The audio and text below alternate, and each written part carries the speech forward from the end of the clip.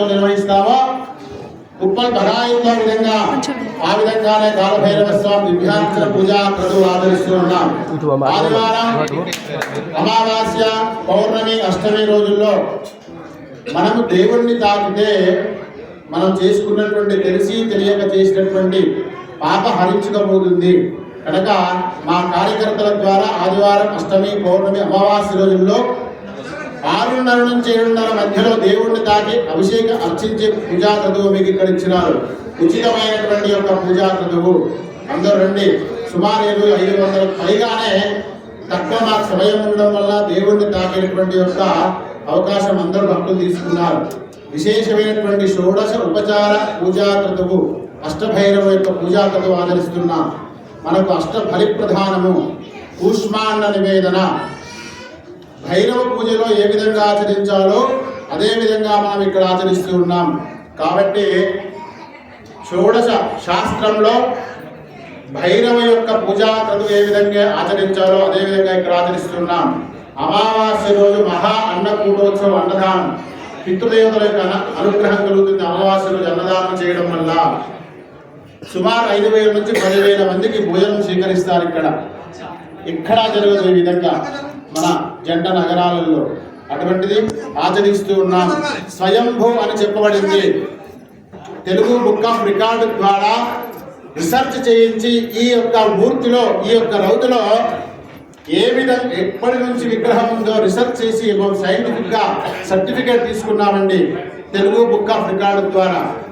సుమారు 4,500 సంవత్సరములైనటువంటి మూర్తి స్వరూపాన్ని ఈ శిల్పి ఇక్కడ పూర్వము నాగరికులు ఎవరో, ప్రభువులో ఎవరో, రాజులో చెక్కి ఇక్కడ ఇదంతా భైరవపట్నం అండి. అందుకనే ఇది వఘాయత్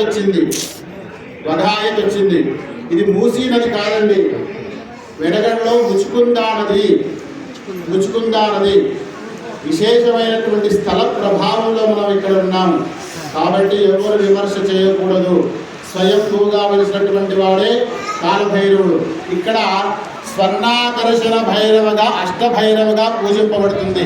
ధన సమస్య, రుణ సమస్య, విద్యా సమస్య, జ్ఞానం లేకుండే వాళ్ళకి, సంతానం లేని వారికి, వివాహం లేని వారికి అయ్యగారి ద్వారా జాతకం చూపించుకొని పూజా క్రతువులు ఎన్నో ఉన్నాయి, ఆచరించండి. అమావాస్య రోజు గణపతి నవగ్రహ వారాహి ప్రత్యంగిర అష్టభైరవ హోమం ఎక్కడా జరగదు. అది కూడా ఇక్కడ మనం ఆచరిస్తూ ఉన్నాం 2 సమయాలలో. కాబట్టి అందరూ ప్రతి ఒక్కరూ పాల్గొని మనకు ఉన్నటువంటి ఎన్నో, మనిషి అంటేనే కష్టం, మనిషి అంటేనే బాధ, మళ్ళీ మనిషి జన్మ రావడం మహా కష్టం. అటువంటి యొక్క జన్మలో మనం ఉన్నాం. మనం ఏం చేయాలండి? సంపాదించుకొని దాచుకొని పోవడమా కాదు. దానం ధర్మం చేస్తే ముందు జన్మించేటటువంటి యొక్క జననంలో కష్ట దుఃఖాలు ఏవి ఉండవు. మొన్న కొందరు వచ్చాడండి, ఆయన దగ్గర ఎన్నో కోట్లు ఉన్నాయి, మనసు తృప్తి లేదు. ఎందుకు లేదు తెలుసా? పిల్లలను శిఖాలను తీసుకెళ్తాడు, అన్నిటి తీసుకెళ్తాడు, అయినా తృప్తి లేదు. ఎందువలన? దానం లేదు, ధర్మం లేదు. దాన ధర్మం చేయండి. మనం కూడా ఇక్కడ విశేషమైనటువంటి దేవాలయాన్ని శిల్పకళతో రాతి కట్టడం చేయబోతూ ఉన్నాం. అటువంటి కట్టడ సేవలో త్వరలో ఈ వారం 15 రోజులు అది కూడా మా కార్యకర్తల ద్వారా విచారించి దాన్ని కూడా చేయాలని సంకల్పం ఈ రోజే కలిగింది. కాబట్టి అందరూ కూడా సేవలో ఉండండి. దేవాలయంలో నిర్మాణంలో పాల్గొనాలంటే మొదటి పైన రాసి ఉండాలి. అటువంటి వాడే ఇస్తాడు.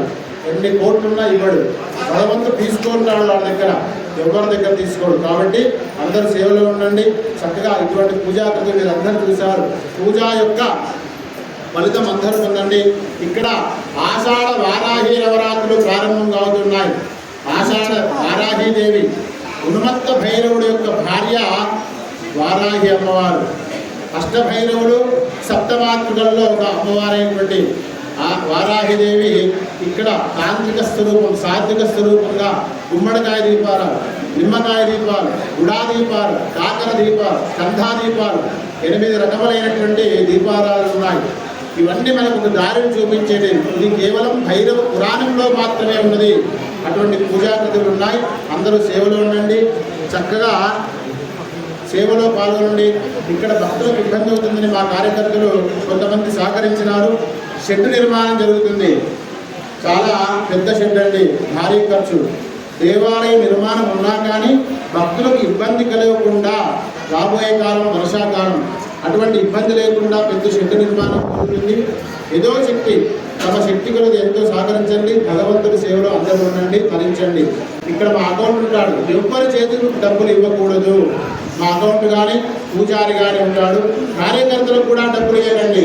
పూజారిని సంప్రదించండి, అకౌంటెంట్కి ఇచ్చి పూజా రుసుము చెల్లించండి, సేవలో పాల్గొనండి. ఇక్కడ 10-15 రకములైనటువంటి యొక్క మీకు అందరికి భక్తులకు తెలియడానికి వాట్సాప్ ఏర్పాటు చేశామండి.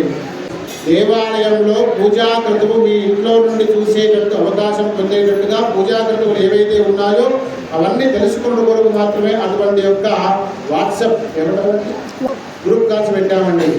దాంట్లో కేవలం పూజారి మా అకౌంటెంట్ మాత్రమే ఉంటారు. ఎక్కువ మా కార్యకర్తలకు కూడా లేదు అడ్మిన్. ఎందువలన అంటే కేవలం పూజా క్రతువు దాదాపు 10-15 దాటిపోయాయి. అందులో ఉండండి, దాంట్లో చేయండి. చక్కగా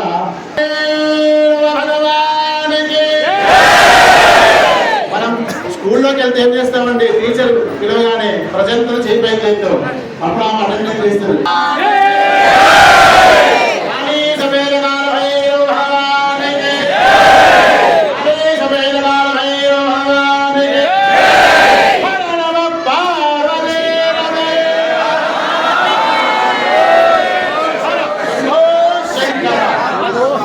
అందరూ కూడా చక్కగా ఆషాఢ వారాల రాత్రులు వచ్చే నెలలో అమ్మవారి తెల్లారికి ప్రారంభించి ఎవరైనా గోత్రం పిల్లల ముందు రాయించండి. సాయంకాలంలో అమ్మవారికి అర్చన ఉంటుంది. గుప్త నవరాత్రులు ఉంటారు. మనకు ఆ నవరాత్రులు 7 రకాల నవరాత్రులు వస్తాయి, కానీ మనం ఆచరించేది 4 మాత్రమే.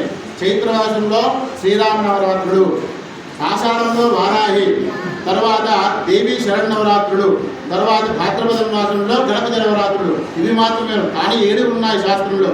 అవి చేయడమే ఎక్కువ, ఇంటికి 4 ఇప్పుడు చేస్తున్నాం. కాబట్టి చక్కగా ఆషాఢ వారాహి ఎంతో విశేషమైన ఉన్మత్త భైరవ ధర్మపతి అయినటువంటి వారాహిది మనకు ఎన్నో రకములైనటువంటి యొక్క కష్టాన్ని దూరం చేసేటువంటి నవరాత్రులు, గుప్త నవరాత్రులు అంటారు. చక్కగా చేయండి, సేవలో ఉండండి, గోత్రం రాయించండి. హోమం కూడా చివరి రోజు ఉంటుంది. అందరూ పాల్గొనండి. మీతో పాటు 10 మంది భక్తులకు చెప్పి వాళ్ళకు ఉన్నటువంటి బాధలు తీరిస్తే మనకు ఉన్నటువంటి కష్టాన్ని కూడా భగవంతుడు దూరం చేస్తాడు. కాలభైరవ భగవానికి దయచేసి వరుస క్రమంలో వస్తే మీ అందరికి కూడా గంగల ధారణ ఉంటుంది. ప్రత్యేక